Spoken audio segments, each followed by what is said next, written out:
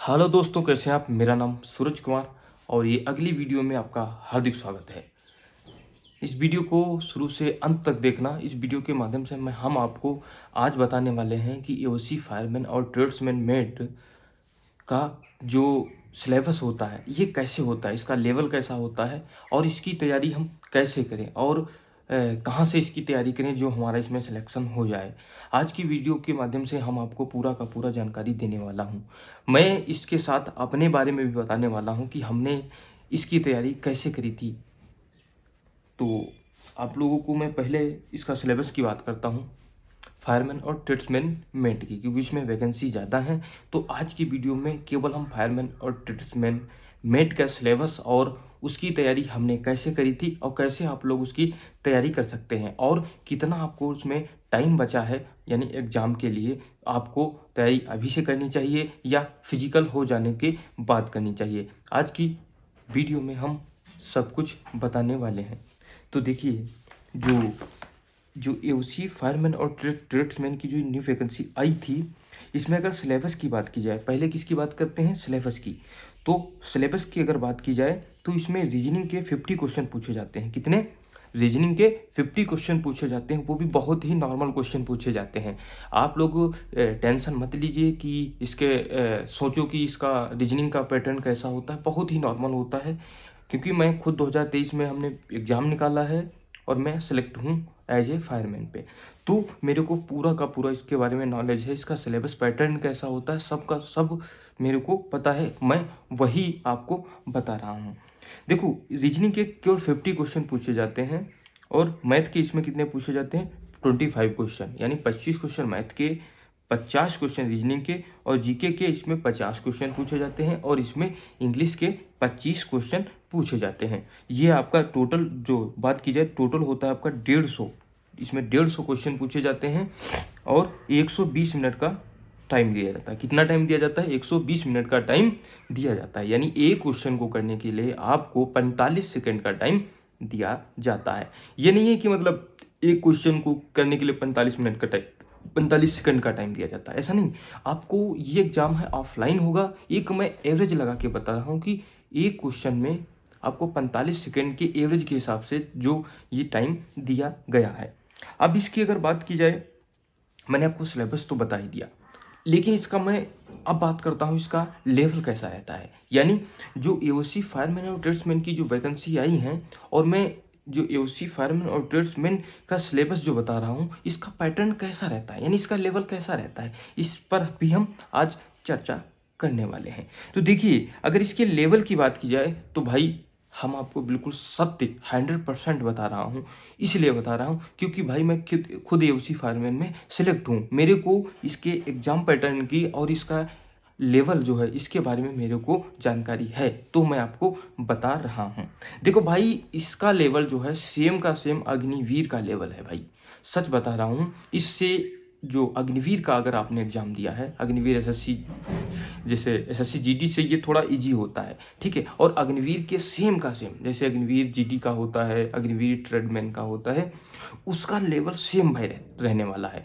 यानी क्वेश्चन की अगर बात की जाए तो एक मैं अगर क्वेश्चन का एग्जाम्पल दूँ तो जब जब मेरा समय था, ठीक है, यानी मेरा एग्ज़ाम 21 मई 2023 को मेरा एग्ज़ाम था।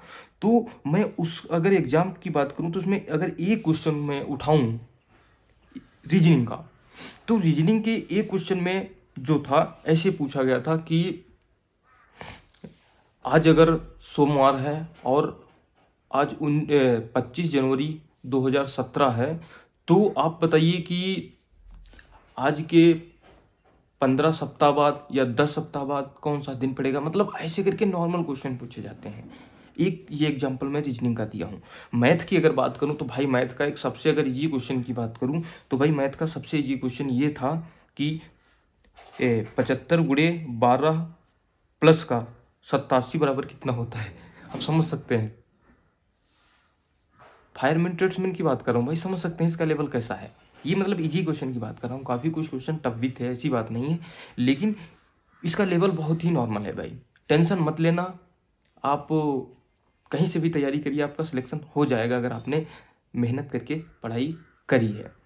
उसके बाद देखो जीके जीएस में तो भाई बहुत ही नॉर्मल क्वेश्चन पूछे गए थे। कोई ऐसे पूछ लिया गया कि बांग्लादेश की राजधानी कौन सी है, या म्यांमार म्यांमार जो क्या बोलते हैं, म्यांमार की राजधानी कौन सी, ऐसे करके मतलब क्वेश्चन पूछे जाते थे। मतलब बहुत ही नॉर्मल क्वेश्चन उसमें पूछे गए थे, ज़्यादा टफ क्वेश्चन इसमें नहीं पूछे गए थे। इंग्लिश का भी वैसा ही था, मतलब नॉर्मल ही क्वेश्चन पूछे गए थे। देखो अगर अब मैं बताता हूँ कि आप लोग तैयारी कैसे करें।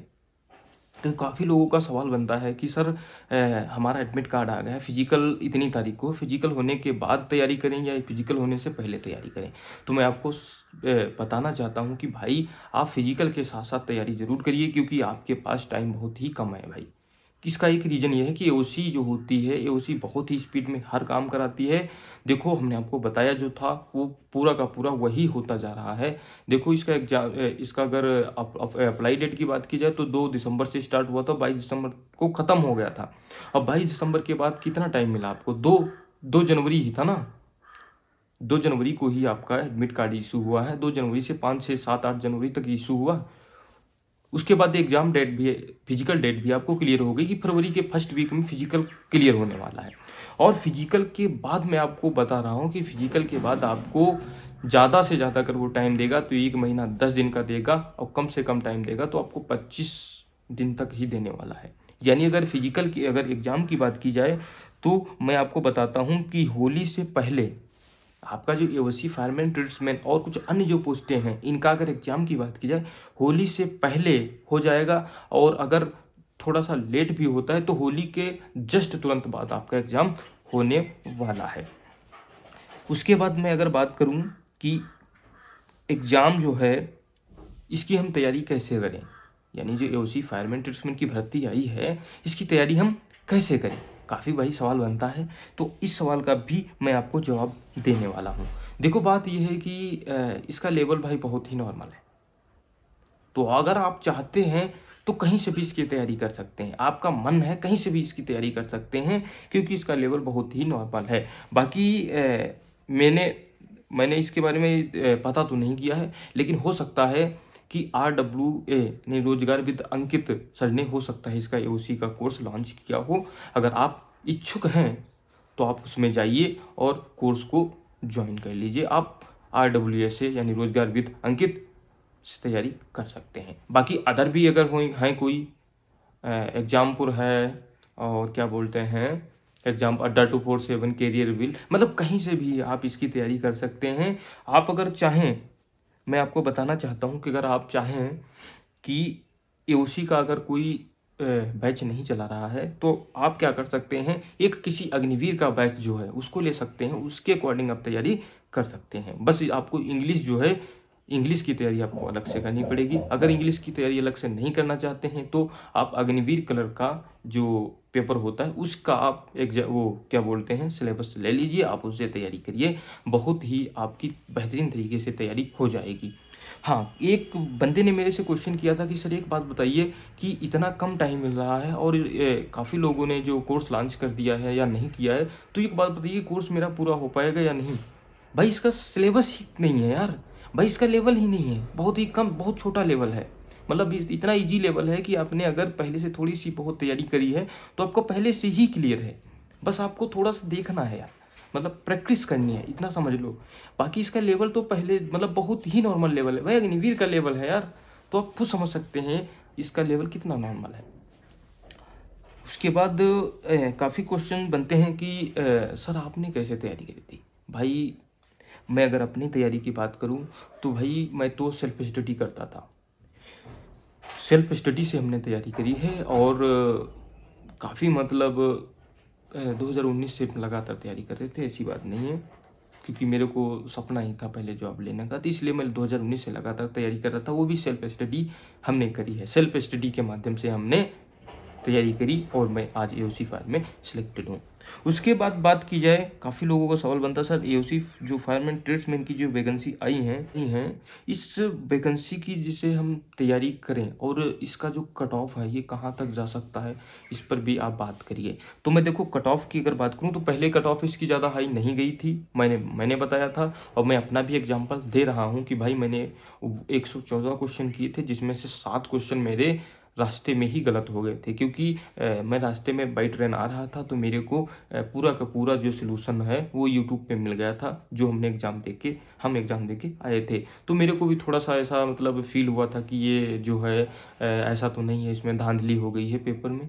तो काफ़ी मतलब होगी भी ये, मतलब मैं नहीं कह सकता हूँ, लेकिन मेरे को इसकी जानकारी ज़्यादा नहीं मिल पाई थी, इसका मतलब धांधली हुई है या नहीं हुई इसके मतलब मेरे को बहुत ही कम, थोड़ा सा 1-2 बंदों ने बताया था कि मतलब धांधली हुई है। तो मेरे को भी थोड़ा सा उस समय डाउट लग गया था कि इसमें धांधली हो गई है। लेकिन हाँ, अगर आपने सही तरीके से आपने क्वेश्चन किए हैं, आपने मेहनत करी है, तो धांधली से इससे क्या जाता है, हमको तो एक सीट की ज़रूरत है, हमारा हो जाएगा, हमसे इससे कोई मतलब नहीं है, हमको एक सीट चाहिए, मेरा हो जाएगा, हमें एक सीट लेनी है, हमसे क्या मतलब है।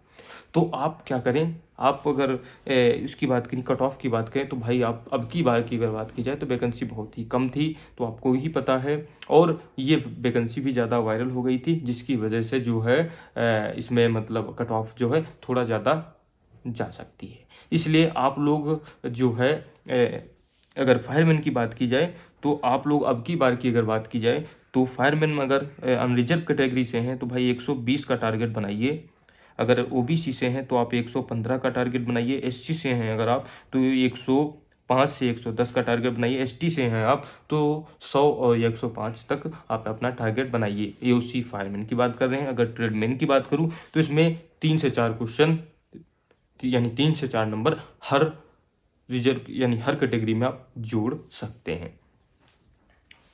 उसके बाद मैं आपको ये बताना चाहता हूँ कि भाई आप लोग जो है तैयारी में लगातार जुट जाइए। जिनका एडमिट कार्ड आ चुका है, जिनका नहीं आया है, तो वो लोग निराश ना हो। और भी वैकेंसी आई हैं, उसमें भाई अप्लाई करिए, टेंशन नहीं लेने की, क्योंकि कहते हैं ना कि रख हौसला वो मंजर भी आएगा, प्यासे के पास चलकर खुद समंदर भी आएगा। थक कर बैठना ए मंजिल के मुसाफिर, थक कर बैठना ए मंजिल के मुसाफिर, मंजिल भी मिलेगी और मिलने का मज़ा भी आएगा। हेलो दोस्तों, इस वीडियो को मैं यहीं पे एंड करता हूँ। अगर ये मेरी जानकारी अच्छी लगी है, अगर न्यू व्यूअर्स हैं तो भाई इस चैनल को बिना सब्सक्राइब किए मत जाना। मिलते हैं अगली वीडियो में, तब तक के लिए जय हिंद।